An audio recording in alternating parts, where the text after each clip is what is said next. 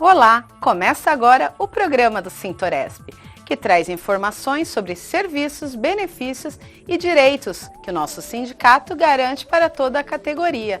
E na edição de hoje você confere. Editorial do nosso presidente Calazans sobre as expectativas para o governo Bolsonaro. Entrevista com o nosso advogado, Dr. Sérgio Laurindo, que esclarece as principais dúvidas sobre o 13º salário. A reportagem da semana mostra detalhes da reunião de integração da diretoria.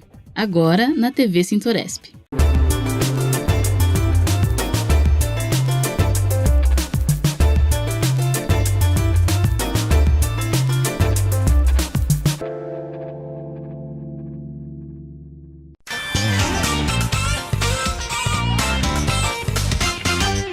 Pediram-me para falar sobre o que é que eu acho que vai ser o governo Jair Bolsonaro. E então eu quero dizer que estou otimista com relação ao governo Bolsonaro. Primeiro que ele se propõe, sendo militar e democrata, o que ele propõe é o exercício da democracia em nosso país. Mas a proposta é governar com pessoas competentes. Isso é a proposta do Bolsonaro. E com independência em relação ao Congresso Nacional, mas ao mesmo tempo propondo harmonia com o Congresso Nacional, contribuindo para que os três poderes efetivamente estejam sempre harmônicos, como é da democracia, né? Da República Democrática, do Estado Democrático de Direito. Então eu espero que há uma renovação no Congresso Nacional e seria injusto dizer que todo o Congresso Nacional todas as pessoas que compõem o Colégio Nacional estariam contaminadas pela corrupção, não seria razoável se dizer isso. Há os que estão corrompidos, os que não estão. E muitos dos que se corromperam foram afastados pela vontade soberana da nação. E os que permanecem são poucos, estão reduzidos, mas permanecem pessoas que são dignas, merecedoras de todo respeito e de esperança, da esperança que o povo brasileiro deposita numa nova era. Eu acho que vamos ter começa a se desenvolver um momento novo, período histórico do nosso país, da história do nosso país. Então, vai haver democracia, com toda certeza. A promessa de governar com pessoas competentes já está se esboçando. Já temos aí o ministro Heleno, o general Heleno, competentíssimo. O vice-general Mourão é um homem competente, muito estudioso. Sérgio Moro é de uma importância extraordinária, que dispensa comentário, né? O Paulo Guedes tem aí alguma divergência, alguma coisa, mas é aquele que está preenchendo os requisitos daquilo que o Bolsonaro se propõe, que é ter pessoas competentes em cada setor, né? Ou seja, a prática da meritocracia. Então, só por isso, e com independência, quer dizer, sem tomar lá da cá, pondo em prática algumas ideias no sentido de reduzir o custo do Estado, reduzir a despesa do próprio governo, cortando na própria carne. Então é isso, na minha opinião, meus compatriotas, vamos ter esperança, porque eu vejo que está descortinando uma nova fase e isso vai ser muito bom para o Brasil, que tem a sua potencialidade adormecida. Eu acho que é hora de despertar essa potencialidade brasileira. Boa sorte para todos nós e para o novo presidente, né, que cumpra aquilo que prometeu e que mostre que realmente é uma nova mentalidade na história do nosso país.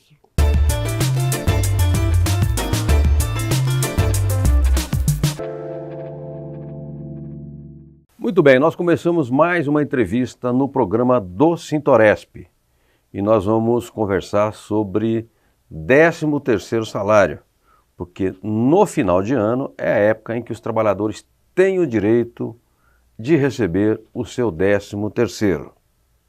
Eu vou conversar com o Dr. Sérgio Laurindo, que é advogado trabalhista e trabalha aqui na casa, no Sintoresp, há 35 anos. Aliás, uma das marcas do Sintoresp é ter funcionários antigos, portanto ter uma equipe sólida, o que é um bom sinal, porque as equipes sólidas são mais entrosadas, evidentemente.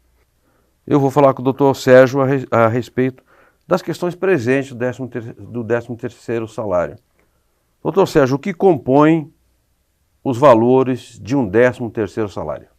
O salário fixo e todos os adicionais, e todos, por exemplo, horas extras, o adicional de noturno, de insalubridade, de periculosidade, as gorjetas que receber, tudo isso compõe o 13º salário. Agora, um adicional de periculosidade ou insalubridade, ele tem um valor fixo. Sim. Então, durante 12 meses, ele terá, em regra, o mesmo valor. As horas extras são variáveis, porque um mês você pode fazer 2, outro mês você pode fazer 6, outro mês você pode fazer 10. Como é que se faz o cômputo das horas extras? É pela média? É pela média, assim como também a gorjeta, também não tem um valor fixo, né? Então, durante o ano, aqueles valores que eles recebem é somado, feito a média e pago junto com o 13º salário. Agora, a média da gorjeta, quem é que faz esse cálculo? É o trabalhador ou é o empregador? É o empregador. É o empregador que faz. E como é que o trabalhador apura se está correto ou não? Aí ele tem que ter a média dele, né? Ele tem que saber quanto que ele recebeu, guardar os olerites, fazer ele o cálculo em casa. Ele pode fazer. Quer dizer, a recomendação é que, então, tanto para as horas extras quanto para o 13º salário, o trabalhador guarde os olerites. Os olerites dele, exatamente. Porque se não pagos corretamente, vai gerar uma ação trabalhista fatalmente. Tá. Entendeu? Então é isso que eles têm que guardar sempre os olerites.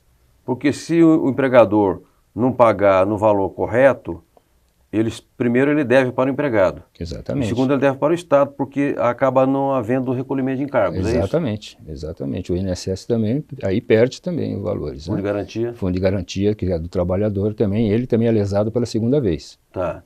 Agora, na sua experiência profissional de 35 anos, o senhor observa que o pagamento do 13º salário vem melhorando, há menos calotes ou mantém o padrão? Mantém o padrão. Mantém o padrão, principalmente quando o país passa por dificuldades como está passando atualmente, o padrão de pagamentos realmente diminui, eles fazem de tudo para não integrar ou fazem as médias para baixo. Infelizmente não podemos generalizar, existem os bons patrões e infelizmente os maus patrões.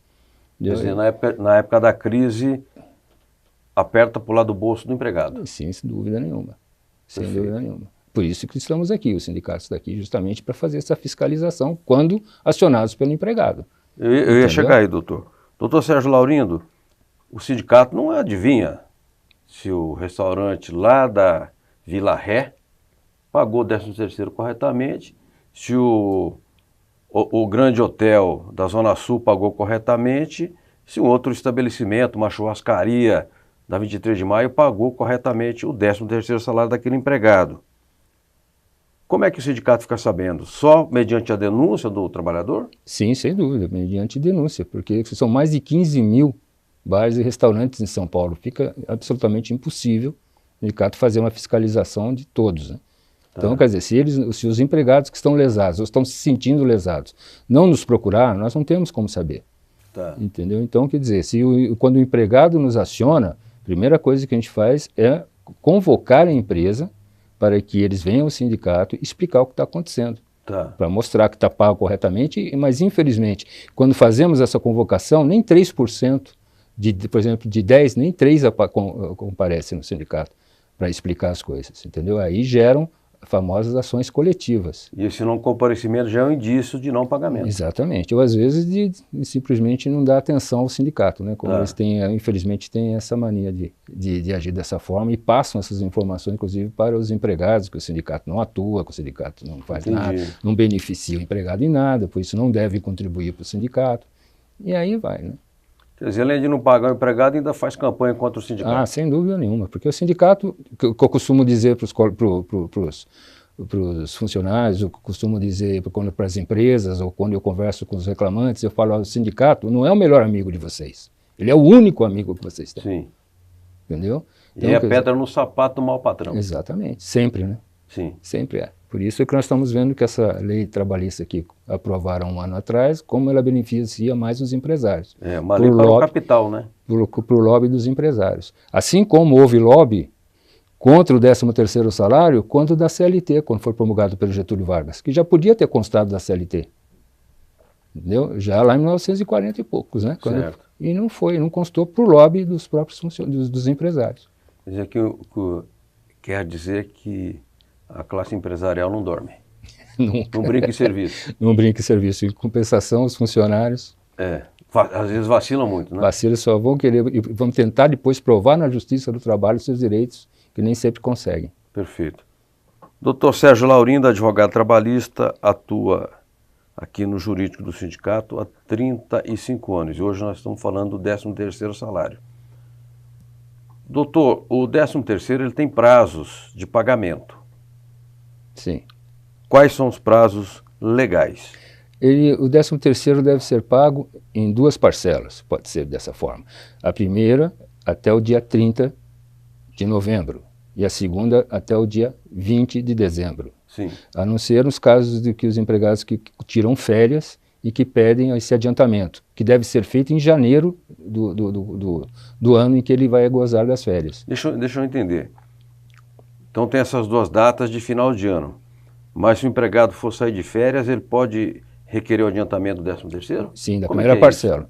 Então, em janeiro, por exemplo, se ele vai sair em julho de férias, já está programado para ele sair em julho, ele em janeiro tem que avisar o departamento pessoal de que ele vai querer o adiantamento de 50% do 13º. Então, junto com as férias, ele recebe a primeira parcela. Aí ele só vai receber no dia 20 de dezembro a segunda parcela. Sim. E a empresa não pode negar esse adiantamento para ele? Olha, até aquelas condições que eu falo, né? Poder até pode dizer, eu não tenho condições financeiras de fazer esse pagamento para você agora. Sim, mas ela tem que comprovar. Tem que comprovar, mas aí que tá. Simplesmente às vezes isso acontece intramuros, né? Acontece Sim. dentro do departamento, olha, agora não dá, deixa para depois, aquelas coisas que a gente sabe que acontece. Entendi. Então, é aí que está a negociação, tem que haver a negociação do empregado com o patrão, por isso que se fala na lei que deve se pedir em janeiro, para a própria empresa já fazer uma previsão do gasto para poder arcar com os contadores também orientar as empresas. Exatamente, isso, né? Exatamente. Tal. Agora, pode ser pago também de uma só vez, desde que seja até o dia 30 de novembro. Perfeito. Doutor Sérgio, sobre o 13º salário incidem encargos. Quais são os encargos? O INSS, o FGTS, até mesmo o imposto de renda, mas todos eles são descontados na segunda parcela, não na primeira. Tá. Então, se eu receber R$3.000 de 13º, eu vou pagar FGTS, INSS, Previdência e imposto. 7,5% da tabela de imposto de renda. Exatamente, se ele entrar na tabela, exatamente. Agora, se eu trabalho 20 anos numa empresa regularmente e recebo 13º regularmente durante 20 anos, quando eu for me aposentar, esse valor ele é computado para a média da aposentadoria ou não? Não, porque veja bem, na aposentadoria seria por mês trabalhado e por depósitos feitos no INSS. Sim. Então, o que acontece nesse caso? O cômputo é feito do pagamento mês a mês, é feito por pagamento. Sim. Entendeu? E não por tempo de trabalho. Deixa eu explicar melhor. Se trabalhar e o empresário não fizer o depósito do INSS, não conta aquele mês como trabalhado. Tá. Entendeu? Para o INSS. Então é assim que funciona. O 13º salário tem o desconto do INSS, mas há uma discussão muito grande na doutrina com relação se ele entra ou não para o cômputo de tempo de trabalho, que não é o caso, que a pessoa simplesmente recebe uma gratificação, é um abono, né, que seria o 13º salário, não é trabalhado. Sim. Doutor Sérgio, além do pagamento dos encargos, do cuidado com o acompanhamento das horas extras, dos adicionais, que recomendação mais o senhor faz ao trabalhador para que ele receba o 13º na sua integralidade? Pergunto, por exemplo, o pagamento por fora acaba prejudicando o 13º. Sem dúvida, porque o pagamento por fora não existe no mundo jurídico, Tá. entendeu? Então, quer dizer, você fala assim, eu recebo tanto por fora, mas para ele fazer valer esse direito, ele tem que ter uma sentença judicial a seu favor. Entendeu? Ele tem que entrar na justiça, comprovar isso através de testemunhas ou documentos, ter uma sentença favorável para aí depois fazer jus a todas as integralidades desses valores pagos por fora. Então, quer dizer, esse pagamento feito por fora só beneficia o empregador. E que conselho o senhor dá e orientação ao trabalhador que recebe por fora com uma certa regularidade ou até sistematicamente? Buscar o sindicato. Venha até o sindicato, denuncie a situação para que a gente possa fazer a negociação com a empresa para fazer com que todos os valores pagos por fora passem a integrar o salário do empregado.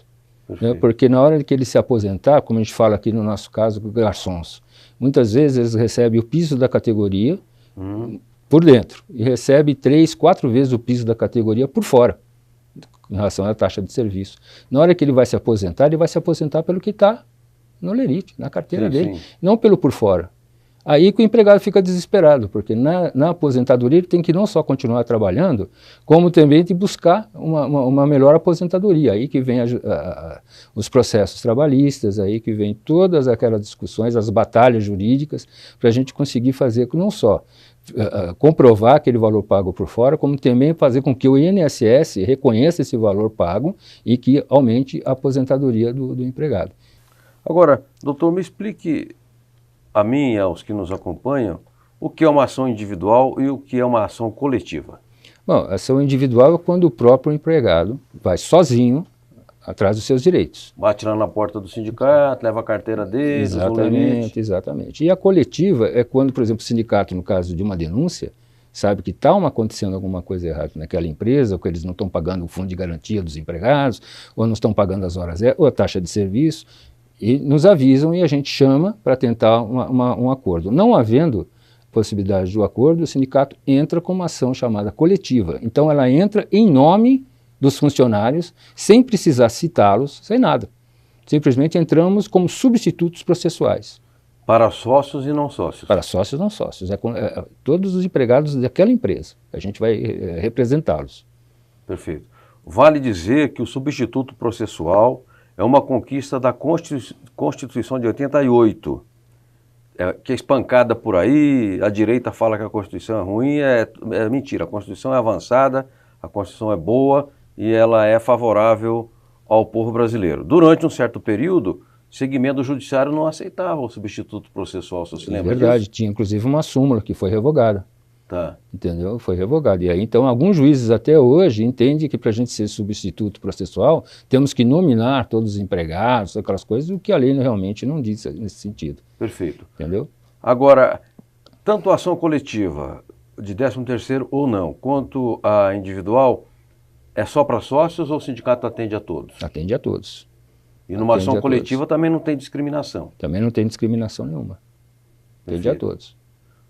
Custo para o empregado. Porque eu estou insistindo na questão jurídica, porque 13º, eu tenho experiência, trabalho para várias entidades sindicais. É problema todo fim do ano, exceto os servidores públicos, mas também não é uma regra 100%. Às vezes as prefeituras atrasam, alegam lá problema de caixa e não atrasam. Então, há um grande afluxo jurídico por causa do 13º salário. Então, eu estou enfatizando esse aspecto por causa disso. Doutor, alguma outra orientação para o empregado ou empregador a respeito do 13º salário que o senhor gostaria de explicitar aqui? Não, tudo acho que foi abordado. A única coisa que eu tinha interesse em falar é justamente nesses valores pagos por fora, Sim. Que infelizmente comete a maior parte da nossa categoria. Eles recebem essas gorjetas. Então foi interessante a sua pergunta, porque eu pude explicar a eles que isso vai fazer falta na aposentadoria. O pessoal pensa que só hoje vai resolver o problema, que eles pegam esse dinheiro, que vem por fora e gastam à vontade, não tem que prestar contas nem ao governo, mas quem está sendo prejudicado na realidade são eles. Perfeito. Entendeu? Nas férias, no 13º e principalmente na aposentadoria. Na hora que a pessoa quiser parar de trabalhar e vai ter que se submeter a um saláriozinho fixo. Sim. Ou fazer uma batalha jurídica e infelizmente às vezes ela não chega ao melhor das soluções, né? E o seu padrão de vida cai drasticamente. Drasticamente. Entendeu? Isso que as pessoas têm que pensar a respeito. Perfeito. Doutor Sérgio Laurindo, a lei trabalhista impôs uma série de restrições ao empregado para que ele ingresse com a ação. Ontem mesmo eu conversava com o doutor Aparecido Inácio, que é um advogado que o senhor deve conhecer, até da Associação dos Advogados Trabalhistas. Ele estava me dizendo que em vários sindicatos onde ele atua, caiu bastante o número de ações porque o trabalhador está com medo de ter que pagar a sucumbência, pagar as verbas processuais. O senhor tem detectado isso no jurídico do Sintoresp ou nós temos conseguido, digamos, superar essa barreira? Olha, eu acho que a gente tem conseguido superar essa barreira a contento, porque a gente orienta o trabalhador, tudo direitinho, a gente procura explicar todos os riscos do processo e a gente sempre diz, olha, o não o senhor já tem. Sim. Se não entrar com ação, não correr esse risco, o senhor não vai nunca receber nada. Então tem que buscar os seus direitos de qualquer forma, de qualquer maneira. Deixa com a gente, os advogados, para a gente discutir a constitucionalidade dessas cobranças no judiciário, perante até mesmo o Supremo Tribunal Federal, quando a gente pretende chegar até lá para discutir essa inconstitucionalidade. Bacana, bacana. Doutor Sérgio, eu quero agradecer muitíssimo a sua presença aqui no nosso programa, o programa do Sintoresp, que passará em Guarulhos também. E acho que em breve, olha, o Fernando Mauro, diretor da CESP, me ligou ontem à noite para dar a seguinte grande notícia. Nós vamos conseguir entrar no satélite, as TVs comunitárias. Então a gente, em breve, nós já devemos estar no canal 28 da Oi. E depois, entrar no satélite das outras, Sky, etc., será questão de tempo. Então, é uma notícia boa porque a gente poderá, digamos, irradiar o alcance aqui do programa do Sintoresp e de outros programas que as TVs comunitárias produzem, exibem, etc. Então, sejamos otimistas, esperando que verdadeiramente isso venha a ocorrer. Aliás, vou até hoje à noite me encontrar com ele para que ele esclareça melhor esse assunto. Doutor Sérgio Laurindo, muito obrigado. E a pessoa procura o jurídico do sindicato onde? Na Avenida Casper Libero, 501. Aqui no centro. Aqui no centro, exatamente. Ali que está o nosso departamento não só de atendimento, mas também de iniciais. Casper Libero 502, qual andar? Olha, boa pergunta. Se não me engano, é no quinto andar. Porque houve uma alteração agora, não tenho certeza. Mas você chegou na Casper Libero 502, ali perto da Estação da Luz, Estação Férrea da Luz e Estação Metrô da Luz, você já está do lado do nosso jurídico e do centro de atendimento do Sintoresp. Isso. Obrigado, doutor Sérgio, obrigado a vocês que nos acompanham. Receba seu 13º salário e caso tenha alguma dúvida, procure o sindicato, que a dúvida às vezes significa prejuízo, ok? Forte abraço, até o próximo programa.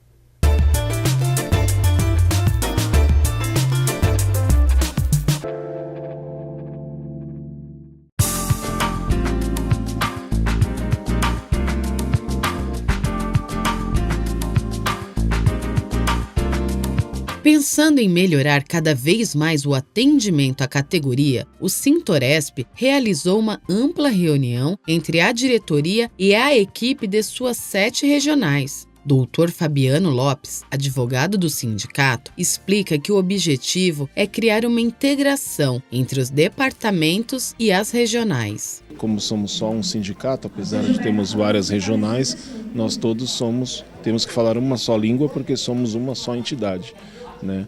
Então é importante isso para que as regionais atendam as empresas da categoria da mesma forma que nós estamos atendendo, né?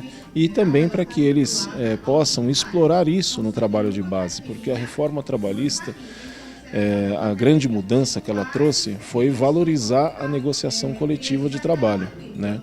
Então, tanto que o artigo 620 da CLT ele diz que os acordos coletivos eles sempre prevalecerão sobre as convenções coletivas de trabalho. Então, é importante que o diretor da regional esteja familiarizado com a norma coletiva e que os colegas também das regionais estejam familiarizados com o norte que nós temos para poder fazer esses termos de enquadramento, esses acordos coletivos de trabalho, justamente para que eles também proporcionem os mesmos benefícios, né, para os empregados, e os diretores também explorar, fazer esse trabalho de base, fazer essa divulgação. Olha, você lembra lá do acordo que nós assinamos, por exemplo, há 6 meses atrás? Você viu a importância dele? Você viu o PLR que você está recebendo agora no final do ano? Você viu aí a gorjeta, né, como está fazendo diferença lá no seu fundo de garantia? Quando você recebe lá o extrato todo mês no seu celular, você está vendo que o seu depósito do fundo está maior? Então isso tudo são ganhos que o sindicato está trazendo. E a reunião teve justamente como esse objetivo, que os diretores, né, que são eleitos para isso, para que eles possam ampliar o trabalho de base que eles já fazem hoje, né, que eles possam divulgar esses benefícios que o sindicato traz. Emily Garcia, encarregada da Regional de Guarulhos, afirma que a reunião vai orientar o atendimento e ajudar a esclarecer as dúvidas dos trabalhadores sobre a convenção coletiva. Eu acredito que ajudou bastante, porque algumas dúvidas que a gente tinha no nosso trabalho do dia a dia acabou esclarecendo. A gente pode, com mais convicção, passar a informação para o trabalhador e, com isso, ter um bom resultado. E você acha que quando o trabalhador chega na regional, ele tem muitas dúvidas sobre a convenção coletiva? Tem. Nesse ano, com essa diferenciação de pisos, muitos têm muitas dúvidas. Então, a gente está mais apto agora para poder esclarecê-las. Para o nosso presidente Francisco Calazans Lacerda, é fundamental que todos os departamentos falem a mesma língua. É preciso que haja essa integração, porque nós somos, o Sintoresp é um sindicato único e tem suas subsedes, não é? Mas ele é Sintoresp. Então é preciso que todos os departamentos estejam afinados na mesma linguagem e nas mesmas ações, né? Então, por isso que essa reunião foi importante e eu já sugeri que tenham reuniões constantes sobre esse assunto.